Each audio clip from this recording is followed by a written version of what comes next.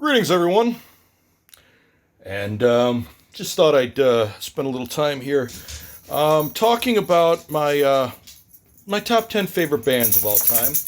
And I figured, as you know, music is huge for me, so I figured I'd go through. You got to play with this bone while I'm working on a video, pup. Yeah, well, I'm still glad to have her around. Yeah, gnaw on it. Let Daddy work here. My top 10 favorite bands of all time. We'll talk about their, how many times I saw them and their studio albums in my CD collection, all of which is available on my website. So, Gordon Lightfoot. Let's start with Gordon Lightfoot. Seen Gordo five times. The first in 1988 at the Chautauqua Institution. And that amphitheater is super, super dope. They have rebuilt it, and I've yet to see a show there. I've always wanted to, but that was my first time seeing Gordo.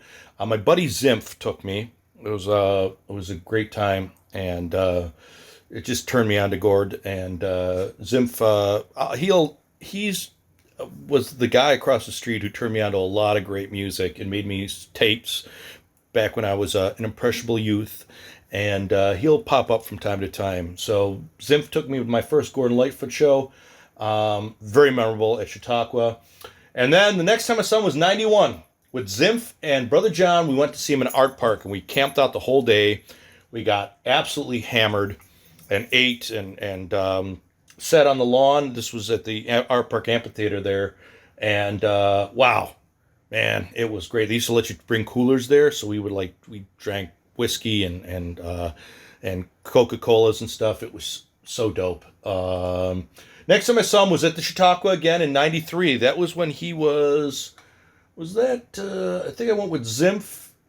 Oh, my dad actually joined me with that one. In 93, at the Chautauqua, the 96, and I've got a picture, me and Sex Martin, me and Billy went to see him at Massey Hall in Toronto. Oh, yeah, he did two sets, and we were like up in the highest, it was terrible sounding, but we were up in the middle of nowhere, but it was Massey Hall. And then finally I saw him in 2000. I think I took him, we weren't married yet, my soon-to-be wife, and then ex-wife afterwards, and he was, I didn't want to go after Massey Hall, and Sex Martin talked me into going to see it, and I had a great time at that show. It was at the Majestic Theater, which was it was the Wurlitzer Theater, I believe. It was the one in the Round. It's no longer there in North Tonawanda. Really cool. Saw a lot of great shows there, and two-set show, and Gord just delivered the goods, Priest style. The first five albums I have I think I've got them on a double disc set, or four of the five. I've got them on a double disc set. Beat Goes On Records. So I can't. The general order is not perfect yet, but definitely we'll just go with The Way I Feel, which has got a lot of really good stuff. His early stuff's really good. That's the Canadian Railroad trilogy. Then I've got a double disc. Did She Mention My Name? Back Here on Earth, and Did She Mention My Name was a big hit for him. Somebody else did that. And then, Black Day in July is fantastic off that album. And Pussy Willow's Cattails is phenomenal. Boss Man's really cool. And then Back Here on Earth, what is off that one? Bitter Green and The Circle is Small. Both of those. And Affair on 8th Avenue. The Gypsy's actually good. Fiddly-dee, fiddly-doo. It's his early stuff. It's really, really good stuff. He later, well, actually, I'll get to that in the album coming soon. The early Lightfoot is his first album, The Way I Feel. Early Morning Rain, really one of his just killer stuff. Ribbon of Darkness. I think Marty Robbins had a big hit with that one. Ribbon of Darkness over me. And then Sunday Concert. That is at the theater. That was recorded live at what I just mentioned, the theater that I saw him at, which was... come on, you prick. Massey Hall. First Live Rush album was from there. And that album is great. And there is a tune on there called Ballad of Yarmouth Castle. That was the start, one of the first of his. It actually predates Wreck Edmund Fitzgerald. It was one of his, I believe, it was one of his early Shipwreck songs, and that's from '69. And then in '70 he comes out with "If You Could Read My Mind," which actually was originally entitled "Sit Down, Young Stranger," and then they rearranged it to "If You Could Read My Mind." That album is excellent. Minstrel of the Dawn. He actually redoes Me and Bobby McGee. Approaching Lavender is outstanding. Cobwebs and Dust is great. Poor Little Allison is great. Sit Down, Young Stranger. The theoretical title track, or the original title track.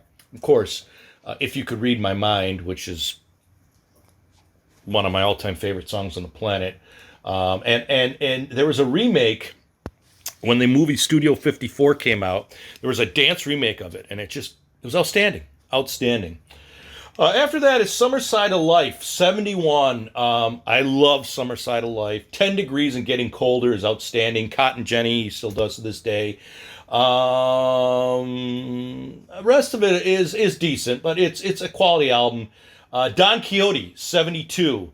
Really good. Don Quixote, the title track. Christian Island is outstanding. Alberta Bound. Love Alberta Bound. Ode to Big Blue. Ooh, that's a deep one. I think that's about a whale. That's heavy. Beautiful.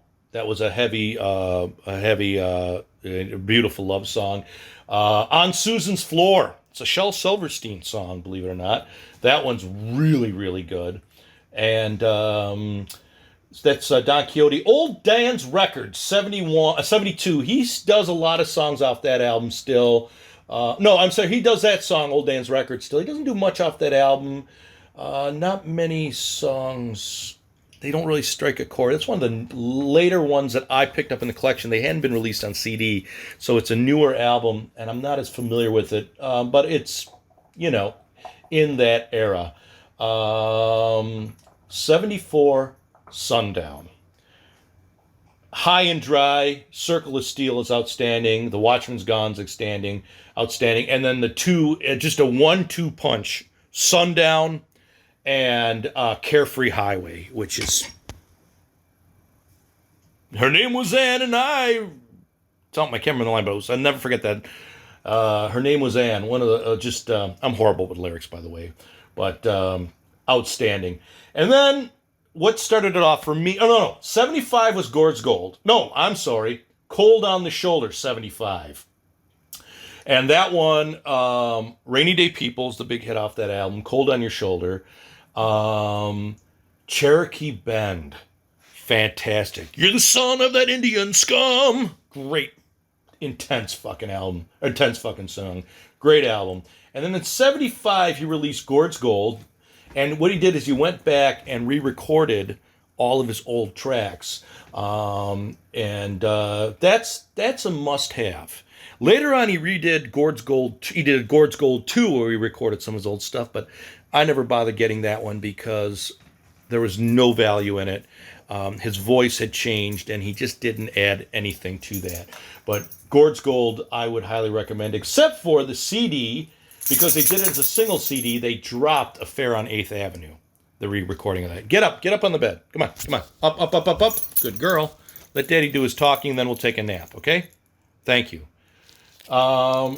Then 76 is Summertime Dream. That's the one that my buddy Zimph introduced me to. And I actually got it autographed by Gordo. I met him in Chautauqua in 93. This album is a perfect album.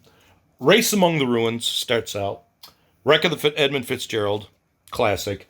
I'm Not Supposed to Care, one of the most beautiful tracks on the planet. I Do It Again. Never Too Close. Protocol. It's the only clunker of the songs on any of the albums, on any of the songs on the album. It's the only clunker. The House You Live In, that's a pseudo clunker. Summertime Dream, the title track, is outstanding. Spanish Moss is amazing. And then to end the album. And this is an album I talked earlier about wanting to listen to and having a theme through it. This is a great album to listen to from start to finish, and it ends with an outstanding song called Too Many Clues in This Room. The space shuttle ends where the subway begins. There's a trail on the moon or something like that. Fantastic. Great, great, great. Big hit, big album for him.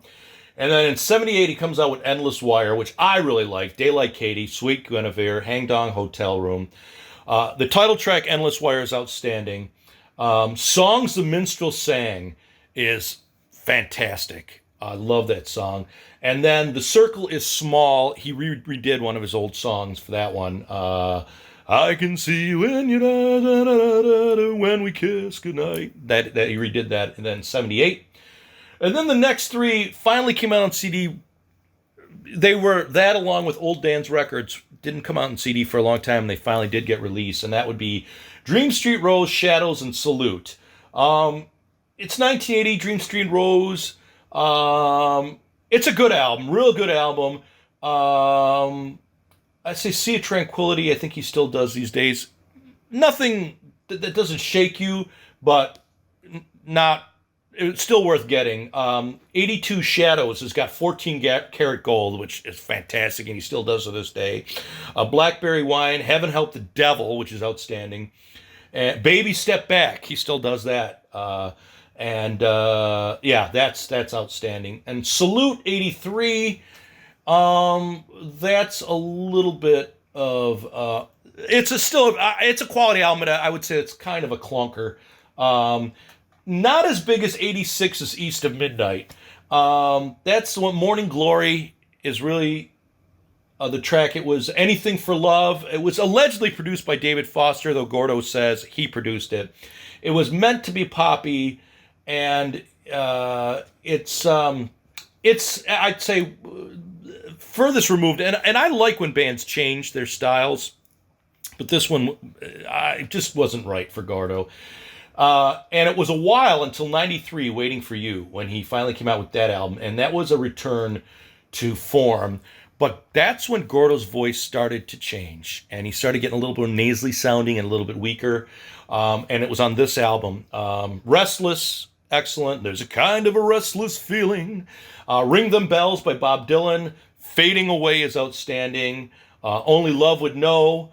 I'll Prove My Love. A lot of these he still does, or he's done when I saw him. Wild Strawberries is great, and Drink Your Glasses Empty. This is a killer album. This is 93. And he did not release another album until 98. 5 years later, he released A Painter Passing Through. Ringneck Loon's good. I Used to Be a Country Singer, which I think was written by his nephew. Kitty Wells was a great good friend of mine. Boathouse, On Young Street. This one's okay. Again, I love Gordo, and I'm a completionist. But this one is,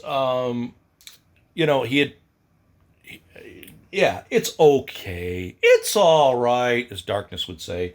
But not really. I'd say I Used to Be a Country Singer is really, and Ringneck Loon are really the strong tracks on there. And then he hadn't done anything until Harmonies 2004. There are 2 live songs from Massey Hall in 2001. And what had happened with this album is he had suffered, I believe, a stroke while he was recording it. So what they did is they took his demos and they brought it in the studio and re-recorded stuff over it of his old demos. Like the previous one, it's like A Painter Passing Through. It's all right. If you're a completionist, it's a get. Gordo is Gordo. He always puts out good stuff. Some stuff better than others. His voice is failing, but it's Gordo. Next was 2012, another 8 years. He put out All Live, which is a lot of him. Again, what he sounds like when I saw him live. Completionist's only album. His voice is pretty roached, and it's a collection of hits, but a lot of rare tracks on there. Fine as Fine Can Be. He opens it up with 24 Karat Gold, Canadian Railroad trilogy, Blackberry Wine, Song for a Winter's Night. It's again for completionists only, but I've seen him sound like this This is the Gordo I've heard live, and so it's something I enjoy, and I used to see that band, so it was kind of what I needed to add. And then in 2020, Gord just released a brand new album called Solo, and he these were songs he'd found lying around. I mean, he's 80 years old, and he decided to go in the studio, just him and his guitar, and re-record them. I enjoy it. And again, it's like his latter half of his stuff. I would say it's like From a Painter Passing Through on, whereas Waiting for You was stellar material, Painter Passing Through, Harmony, and Solo are the B-sides, I would say. Still some nuggets in there, and it's still Gordo. It's Gordo, man. Love him for who he is. So there you have it, little Gordon Lightfoot. Stay safe. Let's help bring this, flatten this curve. I hope you enjoyed. I thank you all for tuning in and checking it out. Check out some Gordo while you're on Spotify. Gordon Lightfoot, one of my top 10 favorite bands of all time. I am going to go take a nap with my puppy. It's one of my favorite pastimes. And listen to some old-time radio, like I told you before, and probably zonk out in the middle of... I'm listening to Sam Spade right now. It's got the whole Sam Spade collection, and I'm listening to those detective series. So, peace, everybody.